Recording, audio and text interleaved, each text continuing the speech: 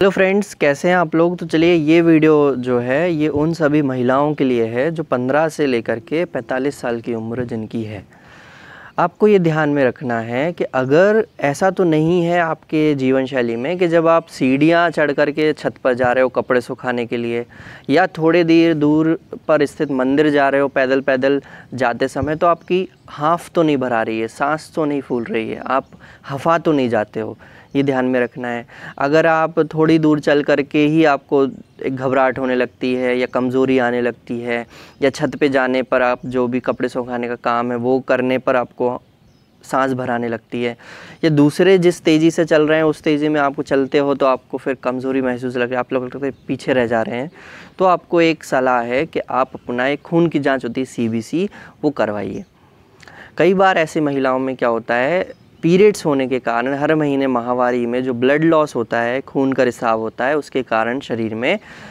खून की कमी हो जाती है। उतना खान पान में उतना अच्छा रहता नहीं है जिसके कारण से वो जो आयरन है सप्लीमेंटेशन वो कर पाएँ, आयरन सप्लीमेंटेशन उनका हो पाए, जिसके कारण से हीमोग्लोबिन कम आ जाता है।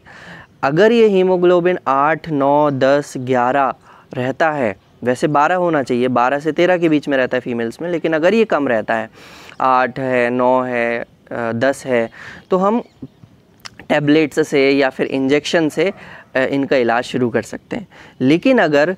लंबे समय तक महिलाएं क्या होती बताती नहीं है घर पे कि भाई ये हो रहा है, ये हो रहा है, बोले ठीक है कुछ नहीं होता, कुछ नहीं होता, करते करते वो जो हीमोग्लोबिन कई बार 5 पे आ जाता है, 7 पे आ जाता है, 7 से नीचे अगर चला जाता है तो फिर खून चढ़ाना पड़ता है। तो वो थोड़ा सा दिक्कत वाला, लोगों के लिए भी बड़ा घबरा जाते हैं कि अरे यार बॉटल चढ़नी है, खून की बॉटल चढ़ेगी, अरेंज करना पड़ता है। वो सब चीज़ें दिक्कतों से बचने के लिए आप पहले ही अगर इस तरह की चीज़ें होने लग, और वो होने लगती है, साल हम पूछते हैं भाई कब से दिक्कत हो रही है, बोले साल 6 महीने से हो रही है। साल 6 महीने से दिक्कत हो रही है तो आए क्यों नहीं। तो आपको ये ध्यान में रखना है कि अगर आपको इस तरह के सिम्टम्स आ रहे हैं, थकान महसूस हो रही है, जल्दी थकावट, घर के काम करने में थकावट आ रही है,